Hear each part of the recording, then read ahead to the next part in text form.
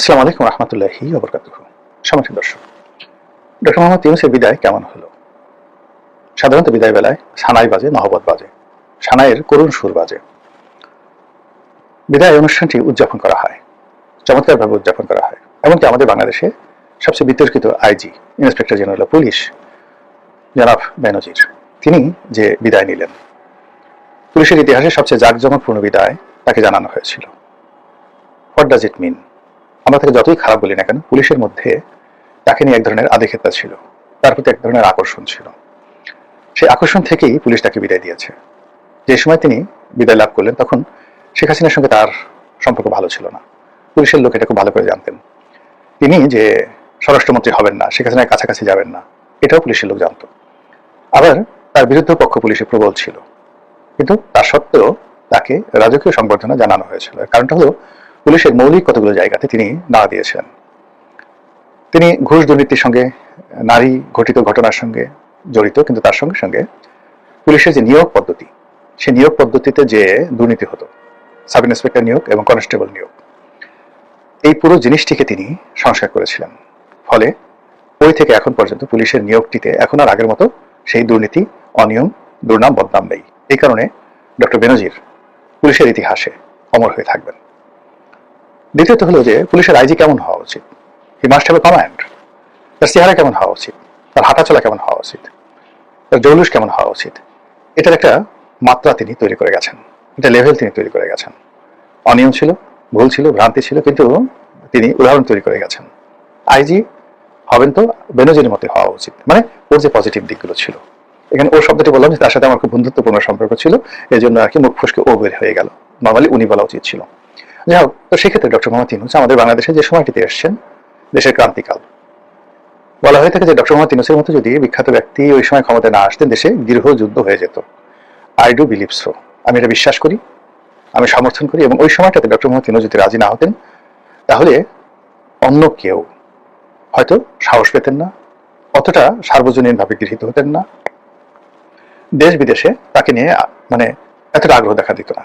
Doctor Mohammad Yunus যে সময়তে অংশগ্রহণ করলেন, বিশ্বব্যাংক, IMF, আমেরিকা, ইউরোপীয় ইউনিয়ন, মালয়েশিয়া থেকে শুরু করে পৃথিবীর সমস্ত রাষ্ট্রগুলো, মানে তার জন্য প্রথম 60 days, 60 দিন তার জন্য ছিল স্বর্ণ সময়। তিনি যেখানে হাত দিতেন সেখানে স্বর্ণ ফলত। তিনি যা বলতেন মানুষ তা শুনত। এবং তার অবস্থানটা ছিল বাংলাদেশে, স্বাধীন বাংলাদেশে। বঙ্গবন্ধু শেখ মুজিবুর রহমান 1972 সালের জানুয়ারি মাসের 10 তারিখে দেশে আসার পর প্রথম 60 days তার জন্য যেমন ছিল, ডক্টর মোহাম্মদ ইউনূসের প্রথম 60 daysও তেমন ছিল।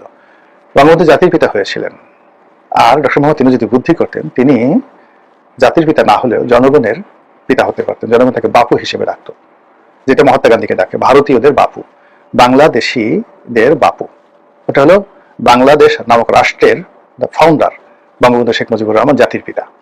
আর উনি হয়ে যেতেন ভারতীয়দের বাপুর মতো করে বাংলাদেশিদের বাপু, বাংলাদেশিদের বাজান, যদি উনি সফল হতেন।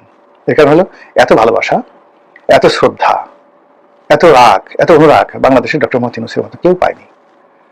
বঙ্গবন্ধু যখন ক্ষমতায় এলেন, তখন তার বিরুদ্ধ পক্ষ তাকে অনেক কথা বলতো, লেখা নাই, পড়া নাই, তারপরে বিভিন্ন আজে বাজে কথা বলতো। কিন্তু ডক্টর মোহাম্মদ ইউনূস, সবাই, আমরা অল্প কয়েকজন লোক তাকে ইউনূস ভাই, মানে ওনার সম্মানটা এমন পর্যায়ে আমি 1 to 1 তাকে ইউনূস ভাই বলি। কিন্তু যখন লোকজনের সামনে দেখা হতো, আমি তাকে স্যার ডাকতাম, স্যার আসসালামু আলাইকুম, কেমন আছেন। এই সম্মানটা তিনি অর্জন করেছিলেন। আর এই সম্মানের সঙ্গে সঙ্গে সারা বাংলাদেশে কেবলমাত্র আওয়ামী লীগের কিছু অংশ মানুষ তাকে সুদখোর বলতো, সুদী ইউনূস বলতো। একটা সময় হুজুরদের একটা অংশ তাকে সুদখোর বলতো। এর বাইরে সব মানুষ তাকে ডাকতেন স্যার। 18 কোটি মানুষ একসঙ্গে, 18 কোটি মানুষের মধ্যে ধরেন 4-5 লোক, এরকম 4-5 লাখ লোক উল্টা উল্টা বলতো, আর বাকি সবাই ডক্টর মোহাম্মদ ইউনূস, ইউনূস স্যার। এইরকম সম্মান মর্যাদা শত বছরে কোনো ব্যক্তি অন্য কোনো দেশে পেয়েছেন আমার জানা নাই। হয়তো নেলসন ম্যান্ডেলা দুনিয়াব্যাপী পেয়েছেন, কিন্তু তার দেশের জনগণ তো আমাদের চেয়ে বেশি নয়। তো ডক্টর মোহাম্মদ ইউনূসের প্রথম 60 days এরকম ছিল। তার উত্থানটি, তার আগমনটি ছিল, মানুষ কি বলবো, আল্লাহর কাছে দোয়া করেছে, চোখের পানি ফেলেছে যে আল্লাহ তুমি আমাদেরকে একজন ইউনূস দিয়েছো।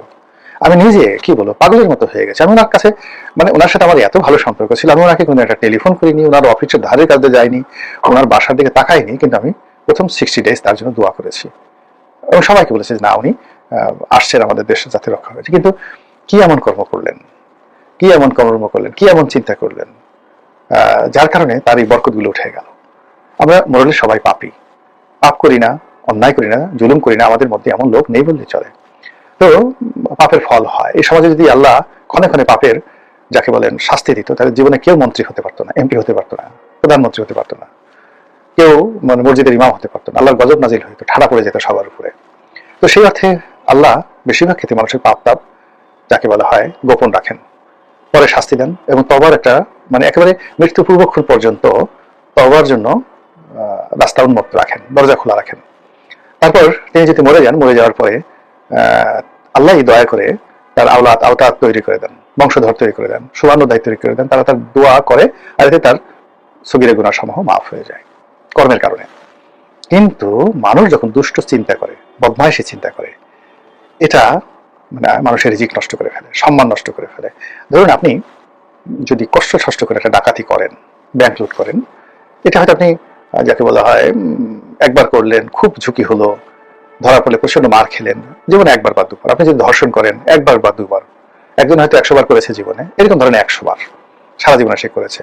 ডাকাতি করেন, রাহাজানি করেন, মানে যে কোনো অন্যায় কর্ম তার একটা লিমিট আছে। জেনা করেন, ব্যবচার করেন, আপনার শারীরিক একটা শক্তি আছে, কিন্তু আপনি মন দিয়ে যদি, চোখ দিয়ে, ইন্দ্রিয় দিয়ে যদি আপনি ধর্ষণ করেন, আপনি ডেইলি 1000 ধর্ষণ করতে পারবেন। সারা দুনিয়ার কবর থেকে মহিলাদেরকে, কবর থেকে ক্লিওপেট্রাকে তুলে এনে সামনে বানিয়ে আপনি ধর্ষণ করে ফেলতে পারবেন। ম্যারিলিন মনরো থেকে শুরু করে মধুবালা থেকে শুরু করে মীনা কুমারী, আমাদের বাংলাদেশে যারা বিখ্যাত বিখ্যাত সুন্দরী ছিলেন, আপনি সবাইকে ধর্ষণ করতে পারবেন মনে মনে। এই জন্য যারা মন্দ চিন্তা করে, এই মন্দ চিন্তা করে তাদেরকে নিকৃষ্ট প্রাণী বলা হয়। যেমন কুকুর মন্দ চিন্তা করে, স্বদেশ জাতি বিদ্বেষী মন্দ চিন্তা করা প্রাণী, এই জন্য কুকুর ঘৃণিত। শুয়ার কম ঘৃণিত, কুকুরের চেয়ে কম ঘৃণিত। শুয়ার মন্দ খাবার করে আর অশ্লীল কর্ম করে প্রকাশ্যে।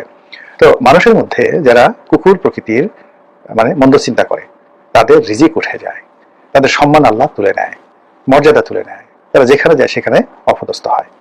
তো আমাদের ইনুস ভাই এবং তার যারা উপদেষ্টা মন্ডলী রয়েছেন, তাদের এই রাষ্ট্র ক্ষমতায় বসার পর কি চিন্তা ছিল, কি মিশন ছিল, কি ভীষণ ছিল, তারা আসলে কি করতে চেয়েছিলেন? নচেত তাদের এইরকম যে অপমানজনক একটা বিদায় হলো, এখন তারা কই যাবেন, কি করবেন? লোকজন তো তাদেরকে আর গ্রহণ করবে না।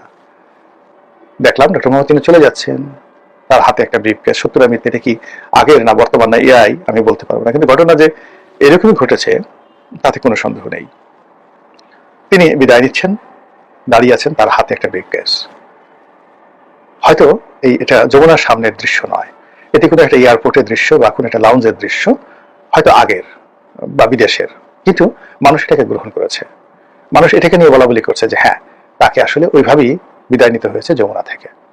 কেউ তাকে বিদায় জানায়নি, তার ব্যাগটাও গাড়ি থেকে তুলে দেয়নি, তিনি খালি হাতে, শূন্য হাতে সেখান থেকে বিদায় নিয়েছেন। তো ঘটনা যাই হোক না কেন, হয়তো তার জন্য সিঙ্গা ফুকেছে, তার জন্য অনেক কিছু করেছে, গার্ড অব অনার দিয়েছে, স্বয়ং তারেক রহমান সাহেব তাকে বিদায় সংবর্ধনা জানিয়েছেন, হতে পারে, কিন্তু জনগণ কিন্তু এইভাবেই নিয়েছে।